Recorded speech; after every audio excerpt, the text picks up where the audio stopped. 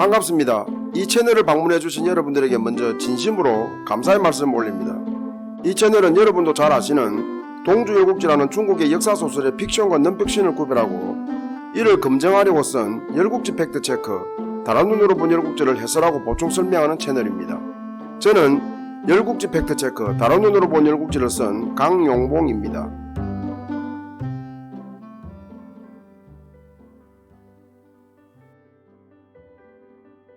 이번 회차에서는 열국지 팩트체크, 다른 눈으로 본 열국지 제1장 패자를 기다리며 제2절 소패 정장공 3. 신흥강자 정장공에 대하여 살펴보겠습니다. 저는 오늘 살펴볼 열패 열국지의 글을 쓰기 위하여 사마천의 사기, 자구명의 춘추자전 등의 문헌을 인용했는데요. 그 상세 내역은 자막으로 나가는 바이니 참고하시기 바랍니다. 정장공은 위나라 중심의 연합군 중 송나라에 대하여 보복하려고 하였습니다. 다른 연합군이 신정을 치는 채 신용만 내고 철군한 것에 비하여 송나라는 장가를 집요하게 공격하여 정나라에 많은 피해를 입혔고 또 자신이 보호하고 있는 빙을 도와 빙을 송나라의 군위에 앉히고 싶은 마음도 있어서 송나라를 치고자 한 것이었습니다. 정장공의 이 같은 계획에 대하여 제족이 나서서 송을 치면 노, 진, 채, 위나라가 송을 도우려고 할 것이다. 그러니 먼저 노나라와 진나라를 우리 편에 끌어들여 연합체를 깬 후에 송을 쳐야 한다라고 진언하자 정장공도 이에 동의하였습니다. 이런 중에 기원전 718년에 송나라가 주나라 밭을 침범하였습니다. 이에 주나라가 정나라에 송나라의 침범 사실을 알리며 구원을 요청하자 정장공은 안 그래도 송나라를 칠 명분을 찾던 터에 잘 되었다고 생각하고 주나라를 앞세우고 송나라를 공격하여 도성 외곽까지 쳐들어갔습니다. 그러자 송상공도 노나라에 구원군 파견을 요청하였습니다. 주나라는 주무왕이 추경의 후손 조협을 봉한 나라였습니다. 노원공은 송나라의 도성이 위험하다 판단하고 송나라를 돕기로 결심하고서 도움을 청하러 온 송나라 사자에게 의례적으로 정군등이 어디까지 왔느냐고 물었습니다. 이에 사자는 정군등이 아직 도성까지는 오지 못했다고 답하였습니다. 노원공은 정군등이 송의 도성을 치고 있음을 알고 물었는데 송의 사자가 뻔한 사실을 속이고 노나라의 출병을 독촉하려고 한다고 판단, 괘씸하게 여겨 구원 요청을 거절하였습니다.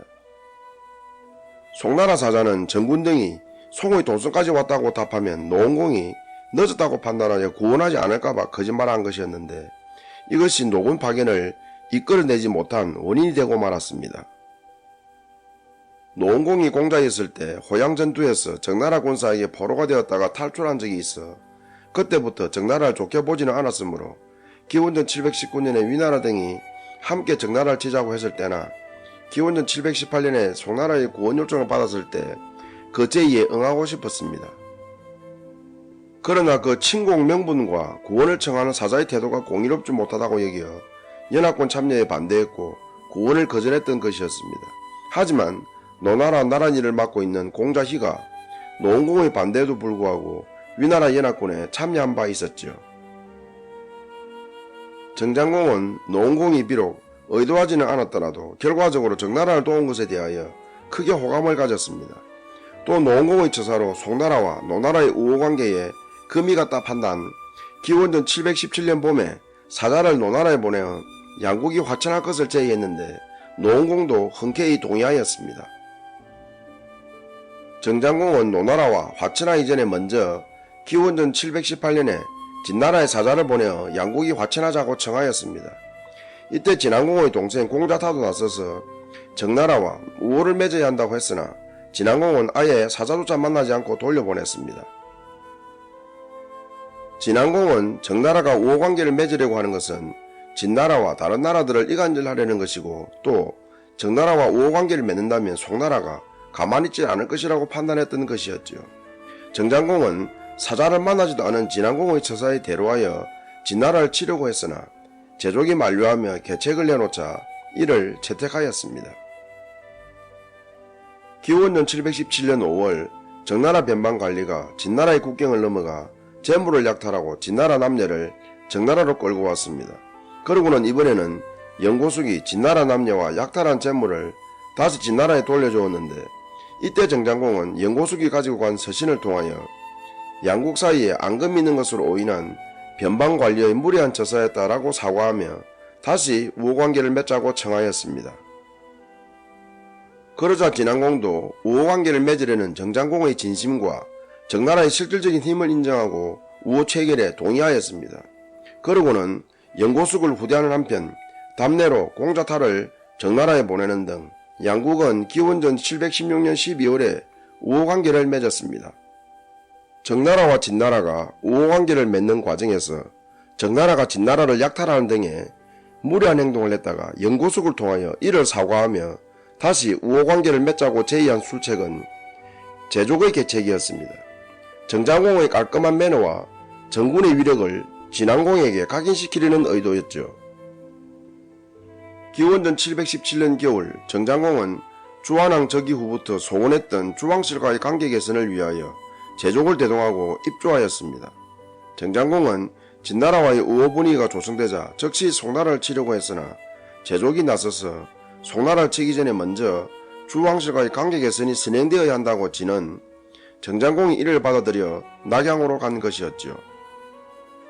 제족은 주왕실과의 관계 개선을 위한 노력은 그 자체의 의미뿐만 아니라 정나라가 송나라를 칠 때 다른 나라들의 협력을 이끌어내는 측면에서나 자칫 주왕실이 송나라 편을 들 여지를 미리 차단할 수 있는 묘소라고 진언했던 것이었습니다. 주한왕은 정장공을 곱게 보지 않던 터여서 정장공을 보자마자 수년간 온 땅과 성조의 나락을 잘 지켜 굶지 않고 있다라며 지난날 정군이 도둑 추수한 것을 간접적으로 편찬했고 정장공을 위한 환영연도 열지 않았으며 하사품도 내리지 않았습니다. 오히려 주한왕은 곡식을 실은 술의 10대를 정장공에게 보내면서 정나라는 자주 흉년이 든다고 하니 요긴하게 쓰라 라며 조롱하였습니다. 정장공은 큰 모욕감마저 느꼈죠. 이에 제족은 정장공에게 주공이 입조한 것은 천하가 다 알고 있다. 이번에 주한왕이 하사한 수레 10대에다가 또 주공 흑견이 주공에게 바친 비단 수레를 보이지 않게 덮고는 이를 주한왕이 하사한 무기류라고 소문을 내라. 그러면서 송나라가 불충하게 조공을 게을리함으로 송나라를 철하는 왕명까지 받았다고 하라. 그러면 제후들은 이를 진짜로 믿지 않겠느냐. 정나라가 송나라를 칠 때 제후들이 정나라를 따르지 않겠느냐라며 정장공을 위로하였습니다. 왕이 하사한 물품을 천총이라 하는데 제족의 주장은 천총을 잘 활용하면 천총의 본래 가치보다 더 큰 가치를 만들어낼 수 있다는 것이었죠. 더군다나 송나라를 치는 것이 왕명이라고 소문을 내면 비록 그것이 거짓이어서 주왕실은 불쾌하게 생각하겠지만 그렇다고 정나라와의 전면전을 각오하면서까지 송나라를 도우려고 나서지는 않을 것이라는 것이었습니다. 당시 주왕실에는 주한왕의 장자 타와 차자 극이 있었는데 태자 자리에 대한 당사자들의 구체적인 경쟁 움직임은 없었지만 주한왕은 극을 총애하고 있었고 주위 왕신들은 편을 가르고 있었습니다. 이때 흑견은 극을 지지하고 있었는데 흑견은 타와 극이 다툴 때를 대비하여 정장공에게 미리 뇌물을 바친 것이었죠. 송산공은 정장공이 주왕실을 입주한 후 주한왕으로부터 많은 무기류를 하사받고 나아가 송나라를 칠하는 왕명까지 받았다는 소문을 듣고는 크게 놀랐습니다. 이에 위성공에게 사자를 보내어 정나라와 송나라의 관계 개선을 위하여 나서줄 것을 요청했고 위성공도 정과 송의 관계가 악화된 것에는 위나라의 책임도 있다고 판단, 송산공의 요청을 흔쾌히 수락하였습니다. 위성공은 우선 단독으로 나서기는 힘겹다고 판단하고 제2공에게 도움을 청하자 제2공도 정과 송의 관계 개선에 힘을 보태겠다고 나섰습니다. 이에 둘은 송산공과 정장공을 와옥에 초청하여 서로 동맹을 맺도록 추선하기로 합의하고 위나라는 송나라에, 제나라는 정나라에 동맹의 취지를 전달하며 참석해 줄 것을 당부하였습니다.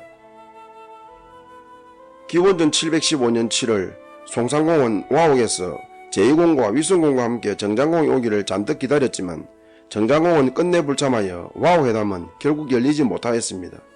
그러나 송산공이 제나라, 위나라, 송나라만이라도 동맹을 맺자고 하여 삼국만 동맹을 맺었습니다. 송산공 입장에서는 정나라와의 화해회담이 무산되었으므로 제나라, 위나라의 도움이 더 절실했기 때문에 삼국만이라도 동맹을 맺자고 한 것이었죠. 송나라와 정나라의 화해를 위한 와우회담과 관련하여 동줄국지 제6회에서는 정나라가 불참하여 제위 송이 와옥에서 결명했지만 송나라와 정나라의 화해를 위한 와옥회담은 열리지 못했다고 묘사하고 있고, 춘추 노원공 8년조에서도 기원전 715년 7월에 송제위 상국만 와옥에서 결명했다고 기록하고 있습니다. 와옥회합은 성사되었지만 송나라와 정나라의 화해를 위한 와옥회담은 무산된 것으로 보입니다. 그러나 자전 노원공 8년조에서는 기원전 715년 가을에 제2공이 송과 위가 정과 화친하게 만들었다면서 와옥회담 때 마치 정나라도 참여한 것처럼 기록하고 있고, 같은 해 겨울에 제나라가 노나라에 사자를 보내어 송위정으로 추정되는 삼국의 화친 성립 사실을 알렸고, 심지어 노원공은 삼국이 화친하게 된 것은 제2공의 공이라며 회답했다고 기록하고 있습니다. 어떤 기사가 맞는지는 차치하고 와옥회담 참가국과 관련한 노원공 8년조의 좌전기사와 춘추기사는 불일치하고 있습니다. 그런데 자전 노원공 7년조에는 기원전 716년 7월에 송나라는 정나라와 화해하고 숙당에서 결명했다고 기록하고 있는데, 자전 노원공 7년조의 기사가 맞다면 송나라 입장에서 와옥회담이 절실히 필요했을까 의문이 듭니다. 기원전 714년 여름, 정장공은 송상공이 주왕실에 조연하지 않은 것을 구실로 왕실의 자경사 자격으로 주한왕의 명을 받아 송나라를 쳤습니다. 이때 송상공은 정군의 침입 사실을 노나라에 알리지도 않았는데, 이에 대하여 노원공은 대로하고 송과의 사신교류를 끊어버렸습니다. 송상공은 기원전 718년 9월에 정나라와 주나라가 송나라를 쳤을 때 노원공이 군병을 보내주지 않은 것에 대하여 원망하고 있던 터여서 의도적으로 노나라를 무시했던 것이었습니다. 송나라와 노나라의 외교단절 사건은 좌전 노원공 9년조의 기사인데요. 이 외교단절 사건을 이해하려면 먼저 춘추자전, 특히 춘추의 특징을 좀 이해할 필요가 있습니다. 춘추가 노나라 역사란 것은 다 알고 계시죠? 당시 노나라 외에도 진나라에서는 성, 초나라에서는 도울이라고 하여 자기 나라의 역사를 기록하고 있었다고 하나, 오늘날에는 노나라의 춘추가 가장 널리 알려진 책입니다. 이 춘추는 공자가 편수했지만 그 편수한 기본 자료는 노나라 사관들이 모은 것이었는데, 그 사관들은 어떻게 모았을까요? 당시 통신이나 교통이 발달되어 있지 않는 상태에서 말이죠. 그래서 당시 노나라는 각 나라에서 전해오는 것을 중심으로 자료를 수집했고, 수집된 자료들을 엄정한 규칙에 따라 춘추를 기록했던 것입니다. 소식을 전하는 사람 입장에서는 까다롭지 않았겠지만 수집된 자료를 분류하고 취급한 방법이 참으로 까다로웠습니다. 가령 같은 죽음을 두고도 천자가 죽으면 붕, 제후가 죽으면 흉 또는 졸, 제후의 부인, 공자, 대부들이 죽으면 졸이라고 했는데요. 또 가끔씩 여기에 맞지 않는 경우도 있기는 합니다. 그러면 그때마다 이래서 이렇게 썼다는 식으로 기술하고 있는데, 그 세부적인 규칙이 참으로 까다롭습니다. 당시 노나라는 주공단의 후예라는 점과 춘추를 기록하고 있는 것에 대한 각별한 긍지를 갖고 있었는데, 송상공이 사감을 들어 노나라의 긍지를 건드린 셈이었죠. 물론 자전은 당시의 기록이 아니라 자구명이 훗날에 기록한 것이지만, 노나라와 송나라의 외교단절의 원인이 송상공이 노나라에 통보하지 않은 것이라는 것을 강조하고 있는 것이죠. 다시 본게임으로 돌아갑니다. 정장공은 송나라를 친 것이 불만족스러웠는지 기원전 714년 가을에 노나라에 사자를 보내어 정군이 왕명으로 송나라를 쳤음을 알리며 노나라도 송을 쳐야 한다고 통보했는데, 이에 대하여 겨울에 노원공은 제2공과 방땅에서 만나 송나라를 치기로 협의하고 이를 정장공에게 통보하였습니다. 정, 노, 제, 삼국제후는 기원전 713년 1월과 2월에 중구와 등땅에서 회합을 갖고 송나라 칠리를 협의하고 출백 날짜를 정하였습니다. 이어 정장공은 채나라, 위나라, 성나라, 허나라 등에도 사자를 보내어 왕명으로 송나라를 치니 속히 파병하라고 통보하였습니다. 기원전 713년 6월 정, 노, 제 삼국연합군은 송나라를 쳤습니다. 정장공은 좌경사로서 중군이 되어 그 휘하에 공자여, 고금이, 영고숙, 공손할 등을 두었고, 제2공의 동생 이중년이 이끄는 제군을 좌군으로, 노나라 공자희가 이끄는 노군을 우군으로 삼았습니다. 연합군은 단숨에 노도를 함락하고 군사를 나누어 고성과 방땅으로 진격하였습니다. 송산공은 연합군의 기세에 대경실책하였습니다. 이에 송나라 사마 공보관은 지난날 정나라를 친 연합국 중에서 위나라와 채나라를 설득하여 송나라도 송위채 삼국연합군을 만들어 정장공이 친정하느라 텅 빈 신정을 치자. 그러면 정장공은 반드시 철군할 것이다. 속히 위성공을 움직여야 한다 라고 진언했고, 송산공은 공보가의 계책에 따라 공보가를 위나라로 보냈습니다. 공보가는 위나라를 설득한 후에 다시 송나라로 돌아와 송군을 이끌고 위군과 연합하여 신정을 치면 늦다고 판단, 사자로 가면서 아예 송군을 이끌고 출발하였습니다. 위나라를 설득하면 그 즉시 신정을 치겠다는 계획이었지요. 공보관은 위성공에게 예물을 바치며 정나라에 맞서자고 설득하여 위성공의 허락을 받아 우제추가 이끄는 위군을 얻었습니다. 공보관은 곧장 송군과 위군을 이끌고 사이길로 빠져 7월에 정나라를 기습하여 텅 비다시피 한 신정을 분탕질한 후 대나라를 격려하여 회군하려고 하였습니다. 공보관은 송위연합군이 신정을 친다는 소식을 들으면 정장공은 반드시 송나라에서 철군할 것이므로 계속 신정을 치면 잘못하다간 협공당할 수 있다고 판단하고 재빨리 신정을 떠나 대나라를 통과하려고 했던 것이었습니다. 그러나 대나라는 송위연합군이 자신을 치러 왔다고 판단하고 송위연합군에 맞섰습니다. 대나라는 공보가의 의도를 몰랐던 거였죠. 공보가는 의도치 않게 대나라에 발이 묶이자 할 수 없이 채나라의 구원을 요청하였습니다. 신속히 송나라로 돌아가야 하는데 이렇게 질질 시간을 끌다가는 신정을 기습한 효과도 없어질 뿐더러 잘못하다가는 오히려 송군이 송나라를 비운 꼴이 된다고 판단한 거였죠. 정장공은 노도에 머물며 삼국연합군의 성전보에 기뻐하다가 송위연합군이 신정을 치고 있다는 세자호로의 보고를 받고 깜짝 놀랐습니다. 그러나 겉으로는 아무런 내색 없이 회군 명령을 내렸습니다. 회군 명령에 놀란 이중령과 휘에게 정장공은 이만하면 송나라에 대한 본론은 충분하다. 송우는 공이니까 중부를 내릴 수는 없지 않냐라고 말한 후 고성과 방땅을 노나라와 제나라들어 가지라고 하였습니다. 그러나 이중년이 거듭 사양하자 정장공은 두 고을 모두 노나라에 주었습니다. 정장공은 정나라로 회군하던 중에 송위연합군이 신정을 떠나 대나라로 향했다는 보고를 받고는 고금이, 영고수, 공손알에게 각각 밀지를 내리며 그들을 어디론가 떠나보냈습니다. 그런 후 정장공은 자기 신분을 감추고 공자여가 이끄는 부대의 일원이 되어 대나라로 향했는데 정군은 지날 때마다 대나라를 구원한다고 소문을 낸 후 8월에 대나라 백성들의 환영을 받으며 대성에 입성하였습니다. 그러나 정군은 갑자기 침략군으로 돌변하여 대나라 제후를 내쫓고 대성을 점령하고는 성 주위에 정나라 길을 내걸었습니다. 대나라 임금은 서진으로 달아났습니다. 한편 채군이 당도하여 금방 대성을 함락하리라고 기대하던 송위채 연합군은 정장공이 피 한 방울 흘리지 않고 대나라를 차지하자 격분하였습니다. 공보관은 송나라가 침공당하여 자신의 입지와 위상이 꺾인 것에 대하여 대나라를 쳐서 조금이나마 만회할 수 있겠다고 잔뜩 기대했다가 어이없이 정장공에게 당한 것이어서 더욱 격분하고 대성을 포위하였습니다. 송나라 땅에서의 전투가 이제는 대나라 땅으로 옮겨온 셈이 되었습니다. 정장공은 공보가에게 결전하자며 공보가의 화를 돋우는 한편 밀제에 따라 대성 부근에서 기다리던 정군에게 연락하여 결전 전날 심야에 기동하게 하였습니다.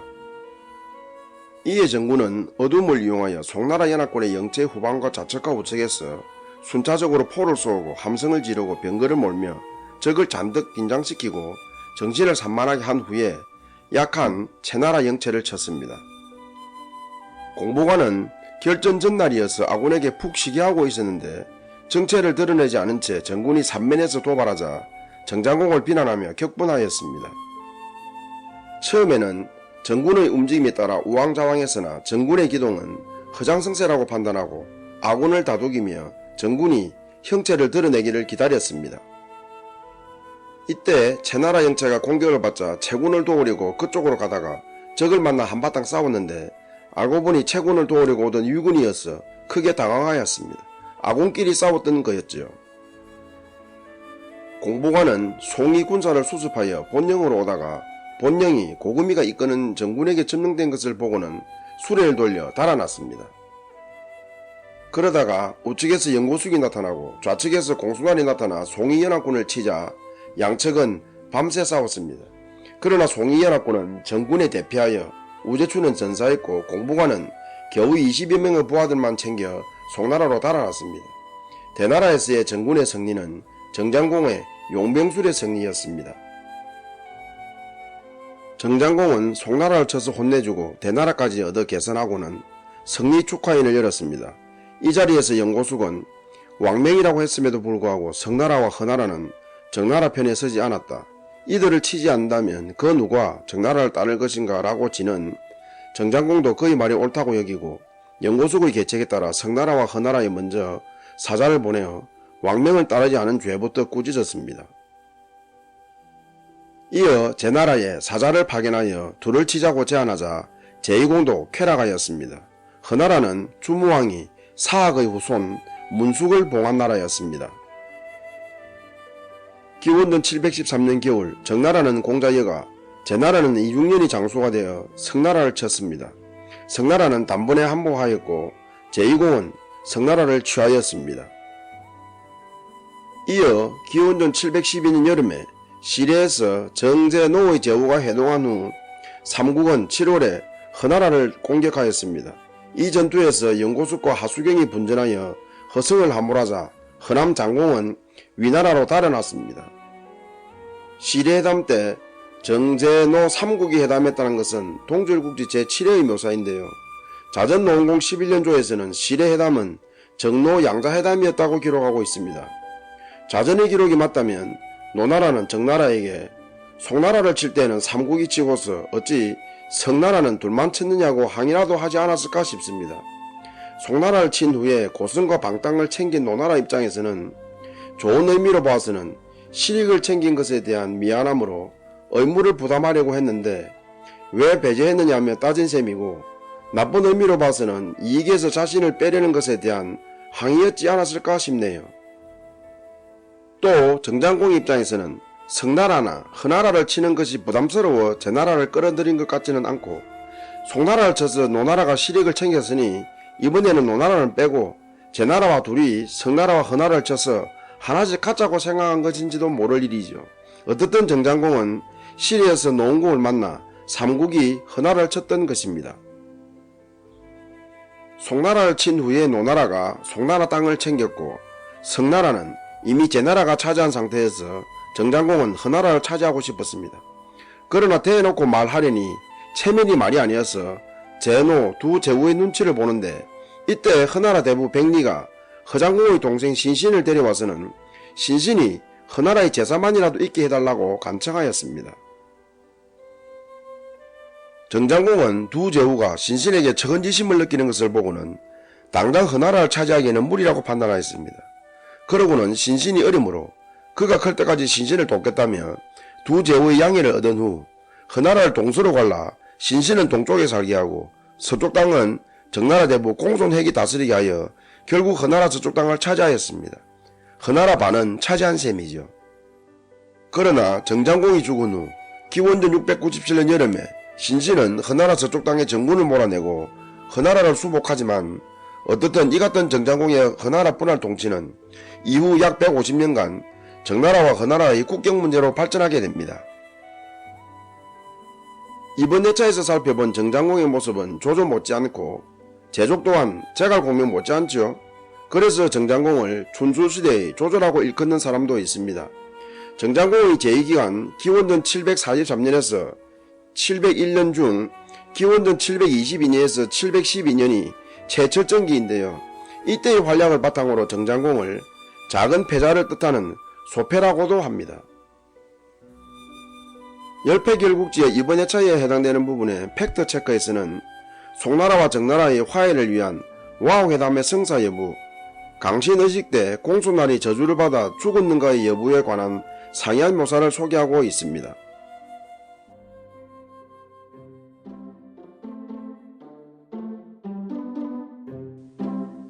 2013년 12월 20일 미국 인터넷 미디어 기업 인터액티브 코퍼레이션 홍보 담당이사 저스틴 세코는 트위터에 휴가를 떠나는 소감의 글을 올리고 기분 좋게 영국 런던에서 남아프리카 공화국 케이프타운으로 떠나는 비행기를 탔습니다.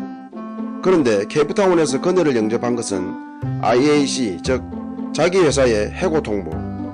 과연 그녀에게 무슨 일이 있었을까요? 바로 비행기를 타기 직전에 트윗한 글이 문제였습니다.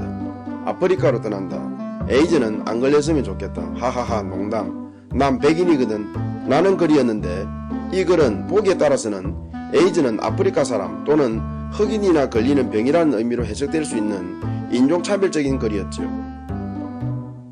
사실 그녀의 팔로워는 약 200명에 불과했지만 그녀의 트윗은 한 온라인 매체에 의해 인터넷 화제로 소개되면서 그녀가 비행기를 타고 날아가는 사이에 순식간에 3,000회 이상 리트윗되어 큰 논란을 일으켰던 거였죠. 세코는 케이프타운에 도착해서는 자신의 글이 문제가 되었음을 인지하고 급히 문제의 글과 자신의 트윗 계정을 삭제하고 나아가 현지 신문과의 인터뷰를 통해 유감을 표하며 사죄했으나 그때는 이미 IAC가 세코를 해고한다는 성명서를 발표한 후였습니다. 그런데 더 충격적이었던 것은 세코가 바로 남아공 태생이라는 것이 알려지면서 세코는 고개를 들 수가 없었습니다. 꺼진 불도 다시 보자 라는 표현은 제가 초딩 때 길거리에서 자주 마주치던 표어인데요. 이제는 미 CNN의 캠페인처럼 쓴 글을 다시 보자, 익명으로 써도 언젠가는 들통난다, 트윗은 지워지지 않는다를 명심하고 살아야 할 시대입니다. 한마디로 글 조심해야 합니다. 끝까지 시청해주셔서 감사합니다. 다음 매차에서 뵙겠습니다. 아참 여러분 구독과 좋아요 꾹 눌러주세요. 꼭꼭 부탁드립니다.